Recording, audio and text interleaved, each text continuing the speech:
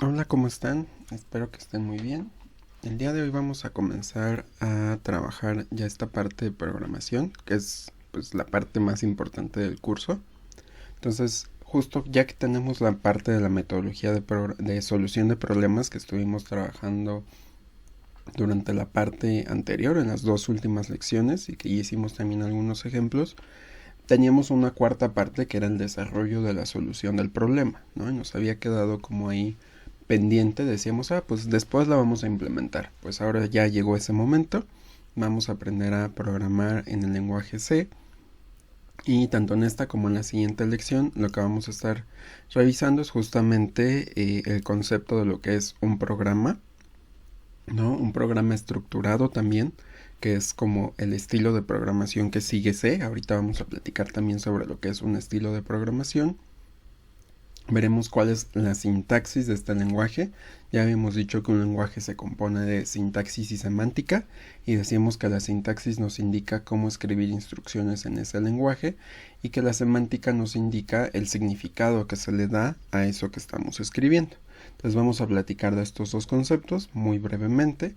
Platicaremos también de cuál es la estructura que debe de seguir un programa para poder ser ejecutado, la estructura básica, ¿no? Porque la iremos añadiendo más cosas conforme vaya avanzando el curso. Y pues ya en la siguiente lección platicaremos sobre cómo interactuar con el usuario, cómo realizar operaciones aritméticas, y pues las analizaremos justamente definiendo programas secuenciales. Y de hecho lo que haremos será implementar programas de acuerdo a pues todas las metodologías que ya habíamos hecho en los últimos videos, ¿no? Entonces analizaremos nuevamente esas metodologías, pero ya para ver cómo se traducen en un lenguaje de programación. Entonces habíamos dicho que los lenguajes de programación se podían clasificar de muchas formas, y analizamos una que era la clasificación de acuerdo a el nivel de abstracción. Habíamos dicho que teníamos lenguajes de alto y de bajo nivel, pero otra clasificación, y de hecho que es la más común que existe en el mundo de los lenguajes de programación, es la clasificación de acuerdo al estilo o a lo que se conoce como paradigma, ¿no? Un paradigma, en pocas palabras, nos dice cómo, o más bien nos dice la visión que tiene el programador acerca de cómo va a resolver el problema. O dicho de otra forma, es la forma de pensar al momento de solucionar un problema, ¿no? Entonces, por ejemplo, cuando platicamos de lo que es resolver un problema en programación, podemos tener muchos estilos de programación para resolverlo, pero sin importar el estilo que nosotros elijamos, siempre nos tiene que llevar a la solución de un problema.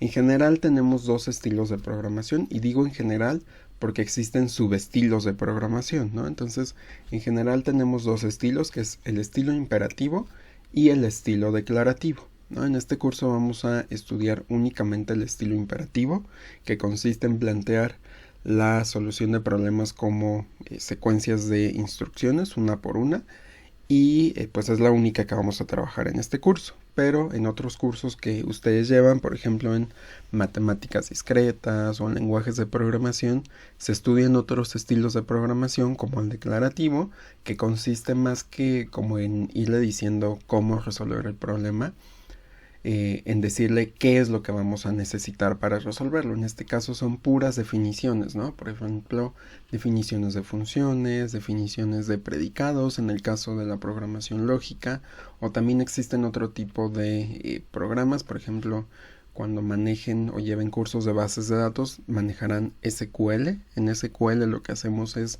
dar definiciones de qué es lo que queremos, y el programa, bueno, SQL no es un lenguaje de programación como tal, incluye un lenguaje de programación, pero el lenguaje en sí es de tipo declarativo, ¿no? Entonces nosotros no nos vamos a meter ahorita en este rollo de los lenguajes declarativos porque nos llevaría pues más tiempo. Entonces únicamente estaremos estudiando el estilo imperativo.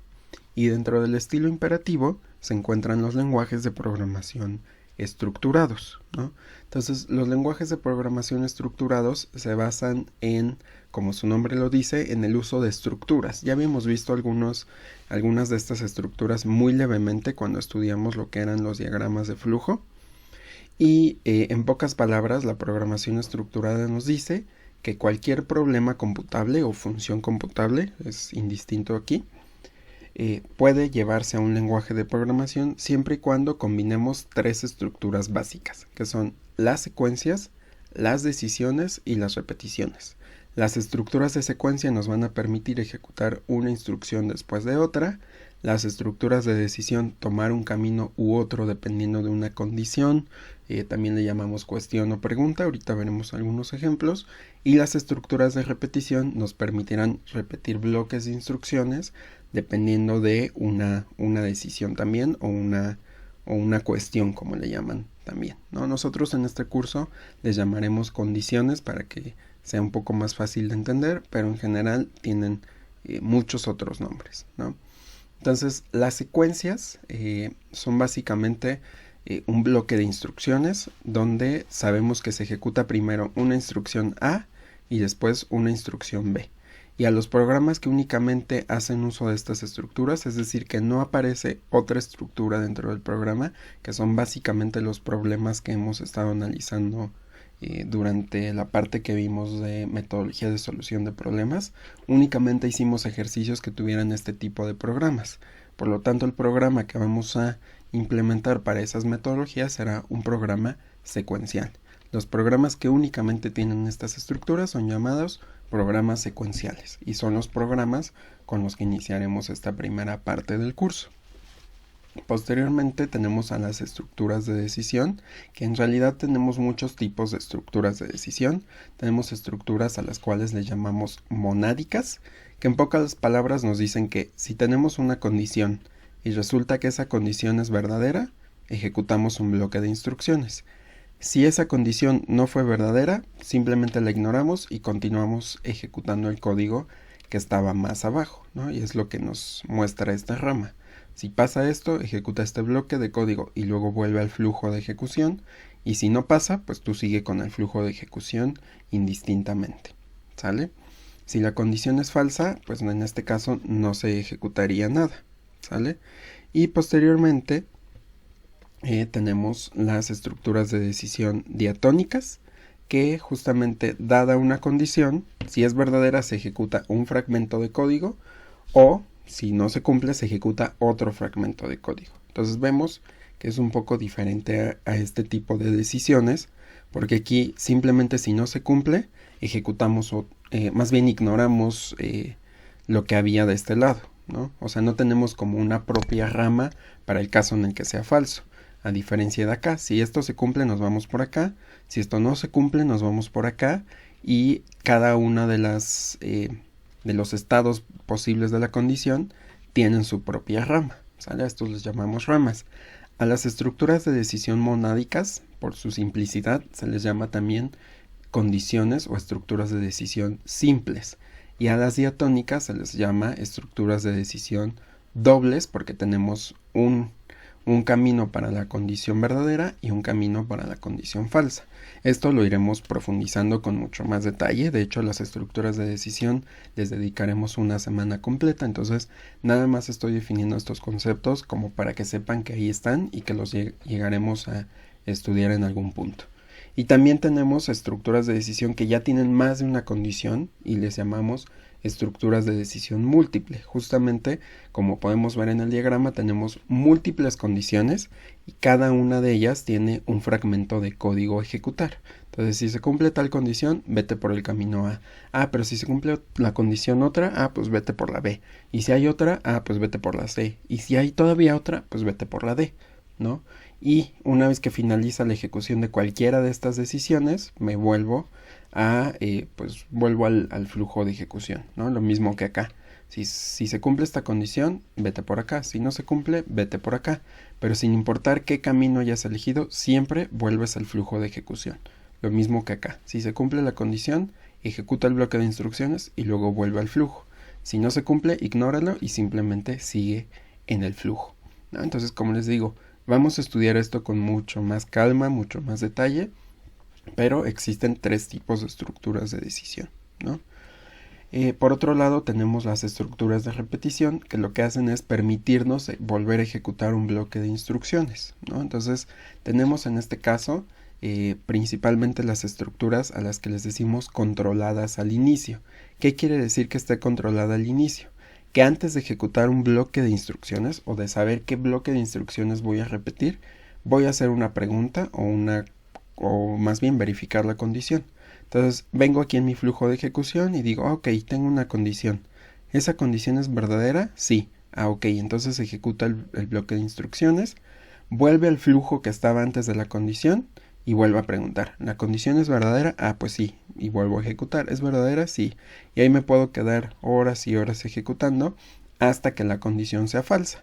En el momento que la condición sea falsa, pues me salgo y continúo con el flujo que esté más abajo, ¿no? Entonces estas son controladas al inicio porque antes de ejecutar el bloque de instrucciones tengo que verificar la condición. Y por su contraparte tenemos las que están controladas al final, justamente. Primero ejecuto el bloque de instrucciones, después hago la pregunta, ¿no? En caso de que esto se cumpla, pues se sigue ejecutando. Aquí está mal, aquí debería ser true y aquí debería de decir false, ¿no? Entonces, en caso de que esto se cumpla, vuelve a ejecutarse la instrucción, es decir, siempre se ejecuta al menos una vez. Vuelvo a la condición y repito, ¿no? Hasta que sea falso, pues ya me salgo del flujo de ejecución. Entonces vemos que sí son diferentes. Aquí primero pregunto la condición y luego la instrucción, y aquí primero la instrucción, luego verifico la condición y puedo volver a repetir ese bloque de instrucciones, ¿sale? Y por otro lado tenemos estas estructuras de repetición a las cuales les llamamos continuas, que en general ni siquiera hay una condición, simplemente se están ejecutando una y otra vez, justamente para mantener un proceso en ejecución constante, ¿no? Por ejemplo, aquí un servidor, por si en algún punto llegan a llevar una materia relacionada con esto, o por ejemplo, cuando estamos en el Metrobús y queremos utilizar, por ejemplo, la máquina para recargar tarjetas, el programa nunca termina, por lo tanto estamos diciendo que está en ejecución constante. A eso le llamamos, justamente estos reflejan la estructura de repetición, ¿no? Por ejemplo, nos muestra el menú para recargar la tarjeta, le ponemos recargar, recarga la tarjeta y vuelve a ejecutar. Muestra el menú, llega otra persona, recarga su tarjeta, se ejecuta y vuelve al principio. Entonces está en ejecución continua, nunca finaliza la ejecución, ¿sale? Es a lo que se le llama un ciclo infinito, ¿no? O también lo van a encontrar con palabras en español de España que les llaman bucles, ¿no? Pero aquí en México decimos ciclos, ¿vale? Entonces no vayan a decir bucle jamás. Entonces, bueno, el lenguaje de programación que nosotros vamos a utilizar es el lenguaje de programación C, como ya lo he mencionado en múltiples ocasiones. Y justamente C es un lenguaje de programación estructurado que fue creado por este señor, que es muy famoso, se llama Dennis Ritchie. Y de acuerdo con una empresa llamada TIOBE, que se encarga de pues analizar y estudiar los lenguajes de programación más utilizados en el mundo, C, al menos en el 2020, que fue cuando chequé esta referencia, es el segundo lenguaje de programación más utilizado en el mundo, ¿no? El primero es Python en este entonces, pero puede cambiar, ¿no? Puede que mañana sea el tercero, puede que después vuelva a ser el segundo, ¿no? En general, C siempre se encuentra entre los primeros 5 lenguajes de programación más utilizados, ¿no? Entonces no es como tan cambiante, ¿no? Entonces es bueno que aprendan a programar en C, aunque también podrían aprender a programar en otro lenguaje que pues sea de los más utilizados, ¿no? Pero bueno, en este caso vamos a utilizar C. Decimos que pues es el segundo más utilizado. Este lenguaje también es independiente de la arquitectura de las computadoras, es decir, yo lo puedo ejecutar en mi computadora, no sé, en una HP, lo puedo ejecutar en una Toshiba, en una Sony, etcétera, ¿no? O sea, no importa en qué computadora lo ejecute, C va a seguir ejecutando los programas de la misma manera, ¿no? También se dice que es un lenguaje de propósito general, justamente porque podemos resolver cualquier tipo de problema con él, no está casado a un tipo de problema en específico. Y además, algo que es muy interesante de C es que se ha utilizado como base para escribir la mayoría de sistemas operativos que existen hoy en día, justamente debido a que tiene muchas instrucciones que permiten manipular la memoria directamente. Entonces, Linux, que es un sistema operativo, se escribió en C. Windows también tiene muchas partes en C, ¿no? En general, casi todos los sistemas operativos utilizan C para ser implementados. Entonces, bueno, estos son los conceptos generales de lo que es la programación estructurada. Este es el lenguaje C. Entonces, como debería ser evidente, vamos a empezar a escribir ya programas. Entonces, vamos a hacer un primer programa aquí que justamente tiene un poco de historia este programa, que seguramente ya habrán oído hablar de él. Es el programa Hola Mundo, o en inglés también le dicen Hello World, ¿no? Y esto viene justamente del hecho de que el primer libro que se escribió para C, que era el que funcionaba como documentación, se llamaba The C Programming Language, ¿no? Justamente en este libro los autores, entre ellos Dennis Ritchie, que fue el creador del lenguaje, dice que el primer programa que se debe escribir en cualquier lenguaje de programación debe de ser Hola Mundo, ¿no? Entonces vamos a seguir esta tradición que de hecho creo que en todos lados así se enseña. No he visto algún curso de programación donde no hablen de Hola Mundo. Entonces vamos a seguir la tradición y nuestro primer programa que vamos a escribir será justamente Hola Mundo. Entonces voy a abrir mi DER C++ para que empecemos a escribir aquí el programa. Este es el programa que les expliqué cómo instalar en el video anterior. Entonces lo que vamos a hacer es crear un nuevo archivo. Le vamos a dar clic aquí en este icono y le vamos a poner archivo fuente. Nos va a abrir esta ventana. Déjenme ver si la puedo hacer un poco más grande porque se ve muy pequeño. No, déjenme ver dónde era, no me acuerdo. Herramientas, opciones del editor, creo que sí es aquí. Taxis, código, no, aquí está. Entonces le vamos a poner un tamaño como de 17 para que se aprecie un poco más. Entonces en un segundo en lo que... Listo, ¿no? Entonces bueno, vamos a empezar a escribir nuestro primer programa. Entonces nuestro programa va a interactuar con el usuario tanto por el teclado como por la pantalla. Entonces necesitamos decirle a C que vamos a utilizar un paquete de funciones o un paquete de instrucciones que nos permitan hacer esa comunicación. A esos paquetes o a esos conjuntos de funciones les llamamos bibliotecas, ¿no? Los lenguajes de programación incluyen siempre este tipo de paquetes llamados bibliotecas que tienen, por ejemplo, operaciones matemáticas, funciones e incluso otros comandos que se definen pues para mejorar el lenguaje, ¿no? El lenguaje por sí mismo ya trae algunas operaciones, pero a veces no son suficientes y necesitamos pues buscar por otro lado algo que nos sea útil, ¿no? Entonces existen paquetes con funciones particulares para resolver problemas específicos, ¿no? Por ejemplo, funciones de matemáticas, funciones para manejar texto, ¿no? Para hacerlo más grande, pasarlo a mayúsculas, cosas por el estilo, para hacer interfaces gráficas, ¿no? Por ejemplo, programas que tengan ya botones, problemas de inteligencia artificial, para analizar datos, entre muchas otras cosas, ¿no?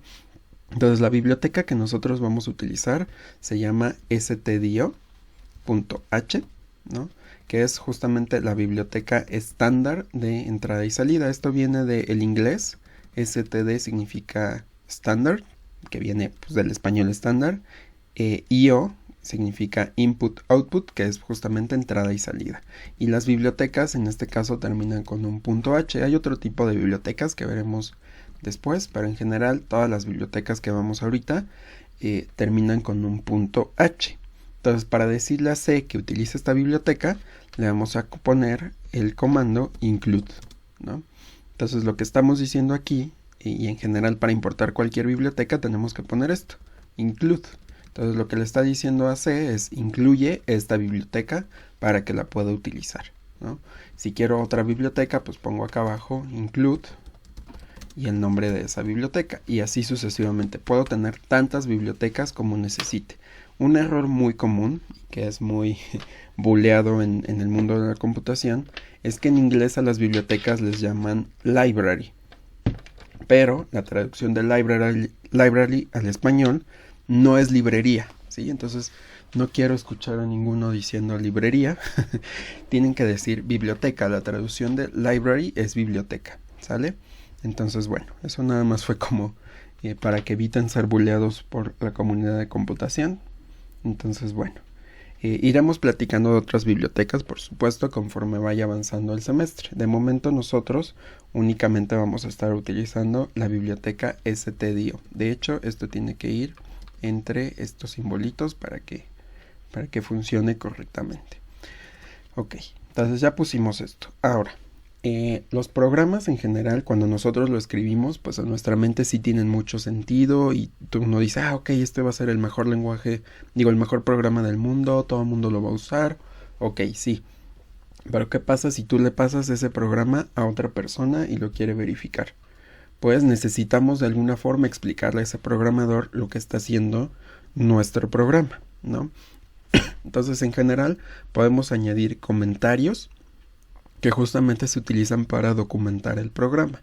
Y estos van a ser escritos también por lo general en nuestro idioma para que nos podamos entender, a menos que estemos trabajando con un grupo de distintos países. Entonces ahí la convención es poner comentarios en inglés, ¿no? Entonces, bueno, tenemos dos tipos de comentarios y van a ser muy útiles cuando se trabaje en un equipo de programadores. Entonces tenemos comentarios de una línea que inician con estos símbolos o comentarios de varias líneas que se delimitan por estos símbolos, ¿no? Entonces vamos a poner un comentario de varias líneas que nos indique qué es lo que va a hacer nuestro programa, ¿no? Entonces este es un programa que imprime el mensaje. Como es de varias líneas, puedo poner ahí Enter, que imprime el mensaje Hola Mundo en pantalla, ¿sí? Los comentarios no son necesarios y de hecho estos los ignora el compilador cuando se está compilando el programa, porque justamente no proveen ninguna funcionalidad, solo son para que nosotros los podamos leer. Si su programa no tiene comentarios o no lo copian con comentarios, no pasa nada, ¿no? O sea, no es un requisito. Pero cuando estamos aprendiendo a programar, se recomienda mucho ponerlos para que sepamos qué es lo que está haciendo cada instrucción.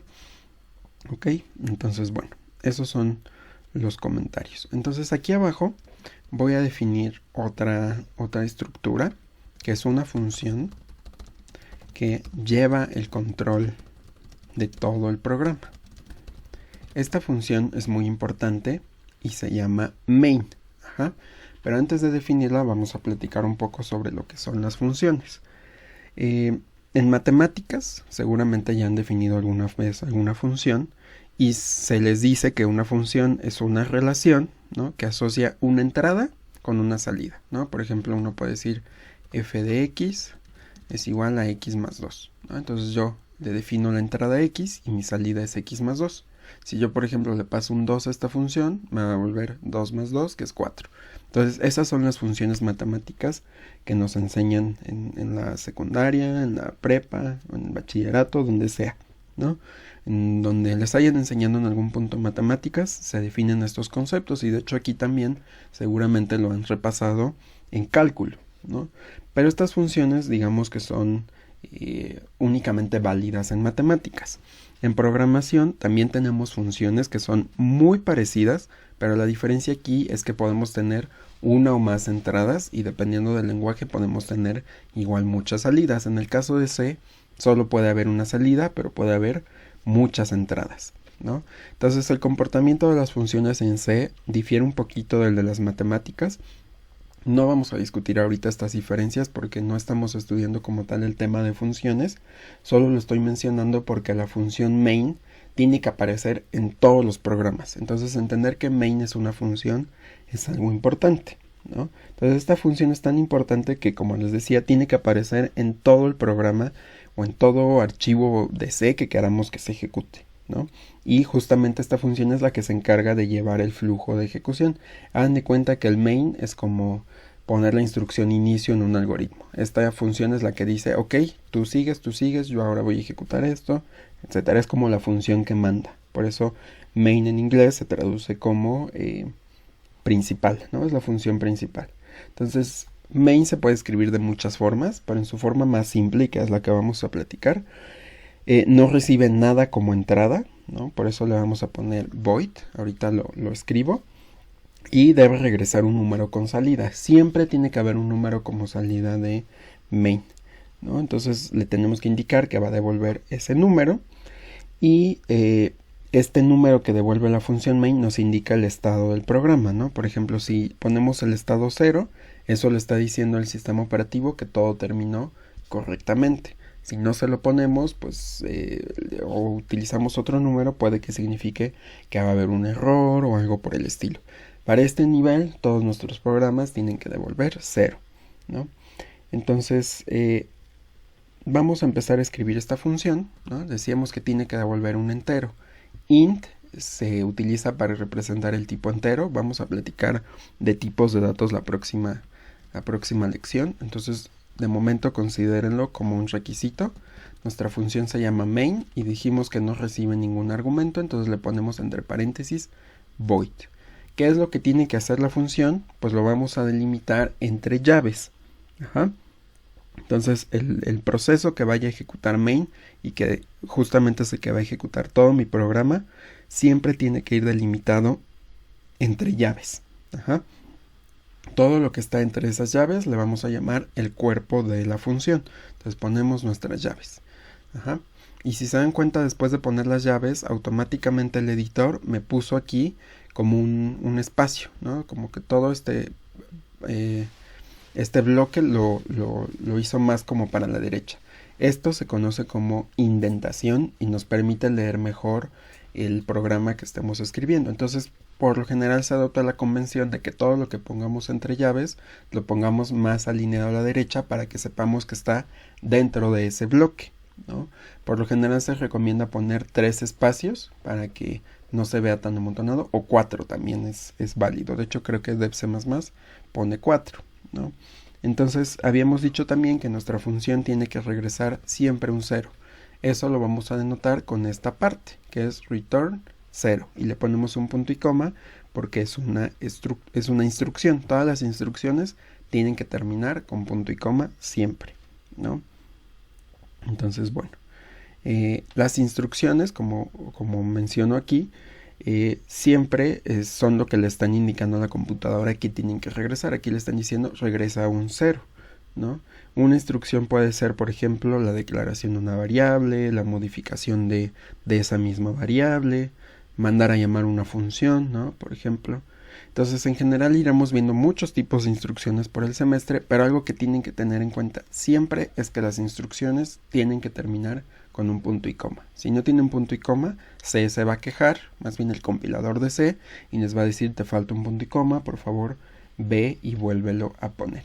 Entonces vamos a añadir un par de instrucciones más. Bueno, no, de hecho solo vamos a añadir una, que es la instrucción printf.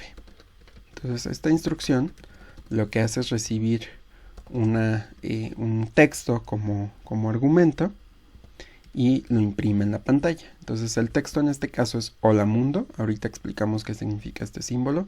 Pero todo el texto que siempre queramos que aparezca en pantalla tiene que ir delimitado entre comillas dobles. A este texto, ya formalmente hablando, se le llama cadena. Una cadena es justamente esto, ¿sale? Entonces lo que está diciendo esta instrucción, que se llama printf, le está diciendo a la computadora imprime este mensaje en la pantalla, ¿sale? Entonces esos mensajes, ¿no? O esta instrucción, en pocas palabras, lo que hace es mostrar el mensaje hola mundo en pantalla. Y la instrucción de abajo, como ya habíamos dicho, lo que hace es devolver un 0. Entonces, de hecho, nuestro programa ya está terminado, ¿no?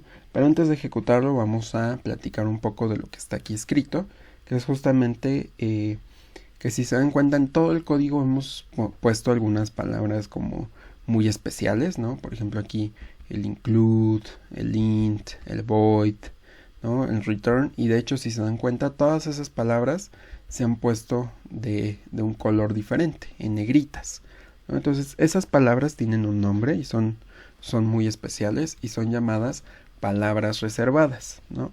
Las palabras reservadas, como su nombre lo dice, están reservadas para uso exclusivo del lenguaje, ¿no? Entonces no las podemos utilizar para, por ejemplo, definir una variable, para dar nombres a funciones, para definir otras estructuras. Siempre van a estar reservadas para uso exclusivo del lenguaje, no se pueden utilizar para otra cosa. Aquí están las listas de palabras reservadas que tiene C.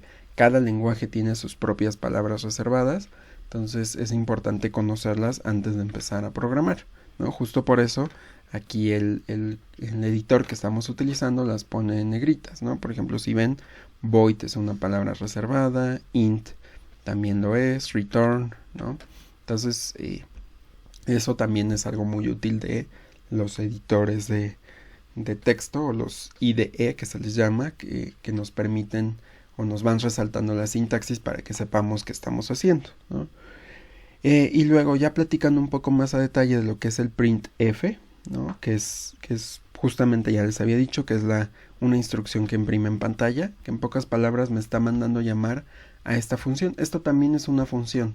Todo lo que tenga un nombre y después entre paréntesis especifique qué le tengo que pasar a esa función es lo que, o más bien es, como lo acabo de decir, es una función, ¿no?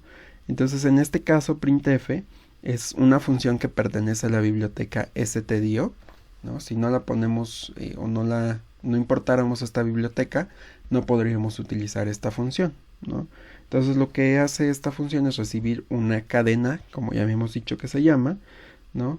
Y que en pocas palabras una cadena es una secuencia de caracteres, y lo que va a hacer es procesarla, ¿no? Por la computadora y mostrar en pantalla al usuario el mensaje que ya les había platicado. A esto se le conoce como operación de salida, justamente porque está yendo al exterior. Y algo particular de esta cadena es que tiene este símbolo o estos símbolos como que extraños, ¿no? Cuando ejecutemos el programa, esto no se va a mostrar.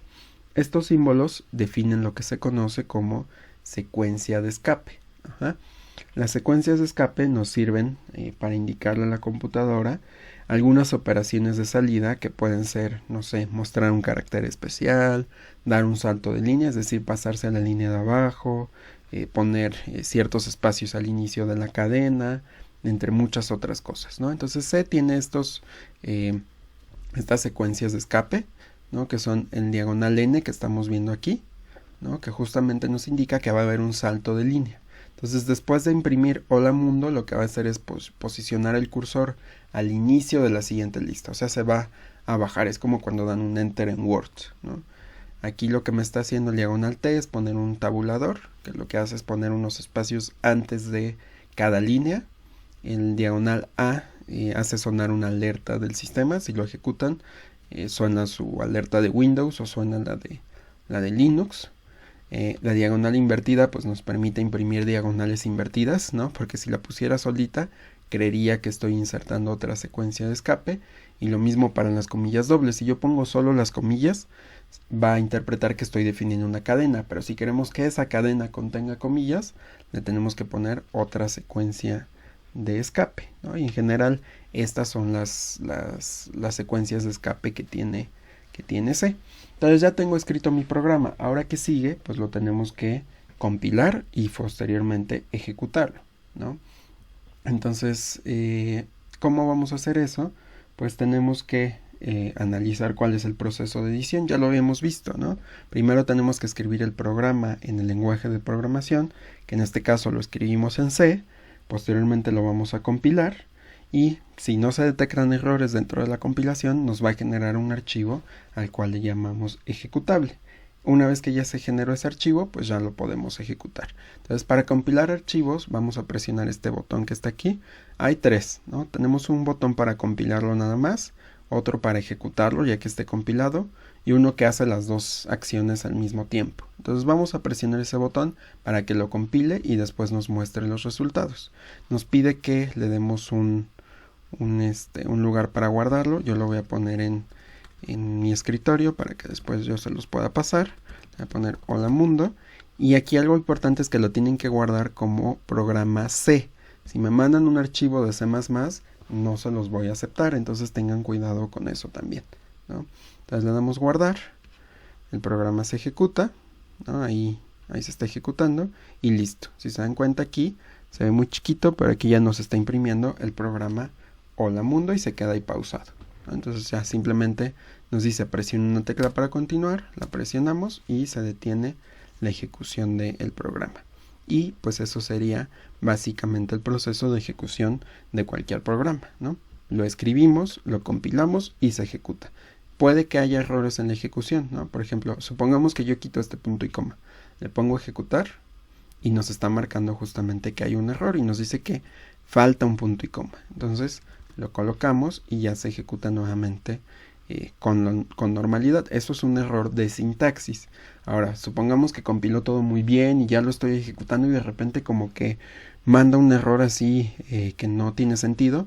Ese es un error de lógica, porque significa que escribimos mal nuestro programa. Entonces, bueno, en general esto es la forma en la que funcionan los programas secuenciales o la estructura general de un programa. Si tienen alguna duda, ya saben que me pueden preguntar tanto en el Classroom como en los comentarios del video. Y pues bueno, eso sería todo. Se cuidan. Bye.